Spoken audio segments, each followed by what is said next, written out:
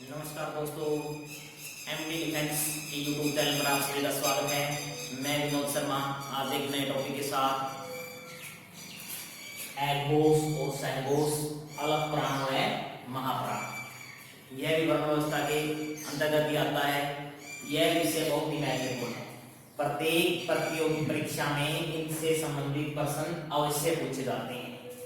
आज हमने इनको बड़े ध्यान से पढ़ना है। एगोस और सहगोस अलग प्राण व महाप्राण, ये दो वेद है ना स्वर तंत्रियों में कंपन के आधार पर। एगोस और सहगोस स्वर तंत्रियां तो होती है जो हमारी स्वर की ये बोलने की मशीन होती है, उनमें कंपन के आधार पर दो वेद होते हैं, एगोस और सहगोस।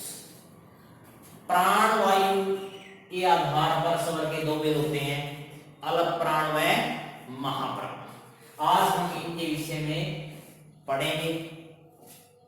देखो, घोष, घोष का अर्थ होता है नाद अर्थात गूंज। सहघोष गूंज के साथ, एघोष जिनमें गूंज न हो अर्थात जिनमें कंपन पैदा न हो एघोष, और जिनमें कंपन पैदा हो वो सहघोष वर्ण होते हैं। पहले हम पूरी वर्णमाला को लिख लेते हैं, फिर इनके आधार पर पूरी वर्णमाला का वर्गीकरण करेंगे। पहले लिख देते हैं हम स्वर। हिंदी में हमारे 11 स्वर है। ए, आ, ई, उ, री, ए, आई, ओ, औ। इसके अतिरिक्त दो ध्वनियां और होती है, उनको न तो हम स्वरों के अंदर गिनते हैं और न ही व्यंजनों के अंदर गिनते हैं। अंग और अ, उनको हम अयोगवा ध्वनियां बोलते हैं। फिर आते हैं हमारे व्यंजन। व्यंजन हमारे हिंदी वर्णमाला में 33 है, वो 4 अक्षर अज्ञाक्षर है, वो हमारे संयुक्त व्यंजन होते हैं, उनको हम व्यंजनों के अंदर नहीं गिनते। क, ख, घ, अंग, च, छ, ज, छ, य, ट, ठ, ढ, ढ, ण, त, थ, ध, ध, न, प, फ, भ, भ, म, य, र, ल, व, श, श, श, श। ये 4 होते हैं हमारे अंतस्थ व्यंजन। ये अंतस्थ व्यंजन होते हैं, ये 4 होते हैं हमारे उपसम, और ये हमारे होते हैं 25 स्पर्श व्यंजन।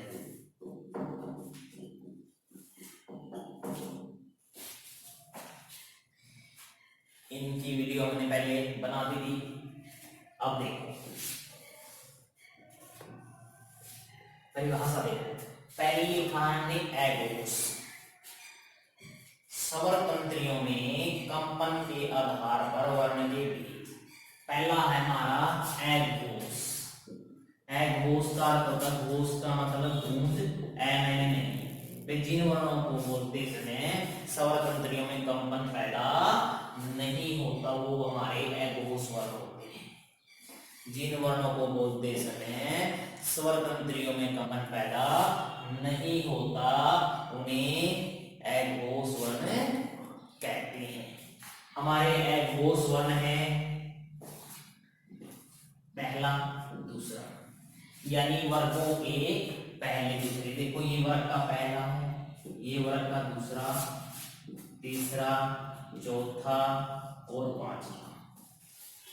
जो इसका पहला वर्ण होता ना उसी के आधार पर इस वर्ग का नाम होता है कौरल। इसका पहला वर्ण है च, तो इसका नाम है चौरल। इसका पहला वर्ण है ट, तो इसका नाम है टौरल। इसका पहला वर्ण है त, तो इसका नाम है तौरल। इसका पहला वर्ण है प, तो इसका नाम है पौरल। एघोष वर्ण में स्पर्श व्यंजन में पहला और दूसरा, सभी वर्गों का पहला और दूसरा, सभी वर्गों का, कै वर्ग का पहला कै, चे, टै, टै, टै, और दूसरा खे, छे, ठे, थे, पै, सॉरी थे। ये हमारे वर्गों के पहले और दूसरे वर्ग। इसके अलावा उसम व्यंजन के तीन, श, और स। ये हमारे एघोष वर्ण होते हैं। एघोष वर्ण में स्वर तंत्रियों में कंपन पैदा नहीं होता। ये हमारे एघोष वर्ण है, वर्ग के पहले और दूसरे, और श तीनों से।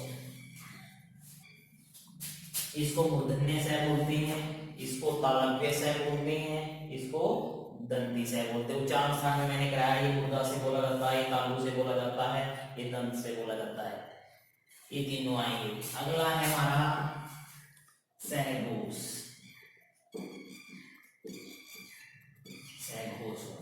सहघोष वर्ण में प्रत्येक वर्ग के तीसरा, चौथा, पांचवा और य, र, ल, व और है, इसके अंदर आएगा सहघोष में, और सभी स्वर।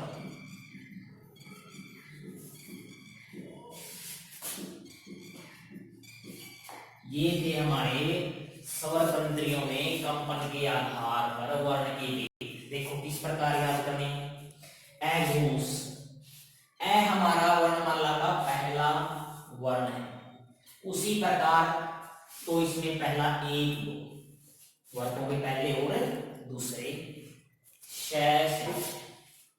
अगले ऐसे याद रखना 12, 345, पहले में याद रखना 12, दूसरे में याद रखना 345, यानी 12, 345। पहले एघोष में आएगा 12 का समझना पहला और दूसरा, फिर घोष में तीसरा, चौथा, पांचवा, तो 345। और यह और सभी स्वर हमारे सहघोष के अंतर्गत आते हैं। जब भी एघोष और सहघोष के बारे में आए क्वेश्चन, तो पहले हमने एघोष और सहघोष को क्रम वाइज याद रखना, एघोष और सहघोष, क्योंकि हमारी ट्रिक बन जाएगी। एघोष में आएंगे 12, 12 का मतलब है वर्ग का पहला और दूसरा। फिर हमने सहघोष, सहघोष में आएंगे तीसरा, चौथा, पांचवा वर्गों के, और है और सभी स्वर। इनको बोलते समय स्वर तंत्रियों में कंपन पैदा होता है, इनको बोलते समय स्वर तंत्रियों में कंपन पैदा नहीं होता। इसी कारण से याद करनी है, ए वर्णमाला का पहला वर्ण और वर्गों का पहला और दूसरा। सहघोष ए के बाद आता है, मतलब पीछे आता है, तो तीसरा, चौथा, पांचवा और और है। अब पढ़ेंगे हम प्राण वायु के आधार पर वर्ण के वेग। इसी में से अलग प्राण व महाप्राण, प्राण वायु के आधार पर वर्ण के वेग। पहला है हमारा अलग प्राण। अलग का अर्थ होता है कम या थोड़ा। वे जिन वर्णों के उच्चारण में प्राण वायु फेफड़ों से कम मात्रा में बाहर निकलती है। अलग का अर्थ होता है कम या थोड़ा। जिन वर्णों के उच्चारण में प्राण वायु फेफड़ों में कम मात्रा में बाहर निकलती है। अलग प्राण में हमारे वर्ण आएंगे पहला, तीसरा, पांचवा। अलग प्राण में आएंगे हमारे पहला, तीसरा, पांचवा। ये हमारे वर्ग है, पहला, तीसरा, वर्गों के पहला, तीसरा और पांचवा। ये और ये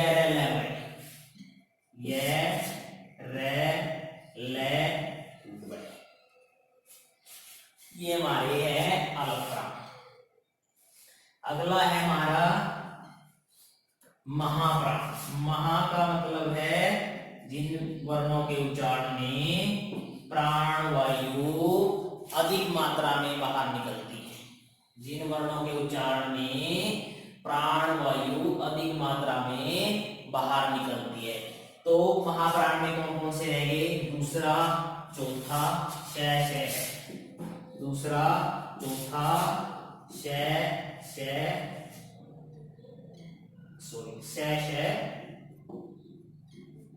और है। ये हमारे कौन से हो गए? अलग प्राण और महाप्राण। प्राण वायु के आधार पर वर्ण के लिए अलग प्राण और महाप्राण। सभी स्वर अलग प्राण में आते हैं, सभी स्वर अलग प्राण में आते हैं, क्योंकि उनके उच्चारण में प्राण वायु बहुत कम मात्रा में बाहर निकलती है। तो ये थे हमारा वर्णों का अन्य दो प्रकार से वर्गीकरण। पहला था स्वर तंत्रियों में कंपन के आधार पर वर्ण के दो भेद थे, एघोष और सहघोष। एघोष जिनमें कंपन नहीं होता उच्चारण में, सहघोष जिनमें स्वर तंत्रियों में कंपन पैदा होता है। अलग प्राण जिनके उच्चारण में प्राण वायु फेफड़ों से कम मात्रा में मुख से बाहर निकलती है। महाप्राण जिनके उच्चारण में प्राण वायु मुख से अधिक मात्रा में बाहर निकलती है। फिर हमने स्वर और व्यंजनों को लिखा, ये मैंने पीछे वाली वीडियो में करवा दिए। स्पर्श व्यंजन वो होते हैं जिनको बोलते समय हमारे प्राण वायु मुख के विभिन्न भागों को स्पर्श करती है, अंत वाले भागों को स्पर्श करती है। कुसुम व्यंजन जो बोलते समय हमारे मुख में घर्षण पैदा करते हैं, अर्थात ऊष्मा बाहर निकलती है। ये एघोष वर्ण थे हमारे वर्गों के पहले, दूसरे, सहघोष वर्गों का तीसरा, चौथा और पांचवा, और है, और सभी स्वर सहघोष में आते हैं। फिर अलग प्राण में वर्ग का पहला, तीसरा और पांचवा। इसकी विपरीत देखो, ए पहला है और ये तीसरा। इसी प्रकार इसको याद कर लेंगे, 135 और 24। 135 में वर्ग का पहला, तीसरा और पांचवा, 24 में दूसरा और चौथा। उसी प्रकार उसमें था 12, 345, इसमें याद कर लेंगे 135, 24। ये हमारी ट्रिक है।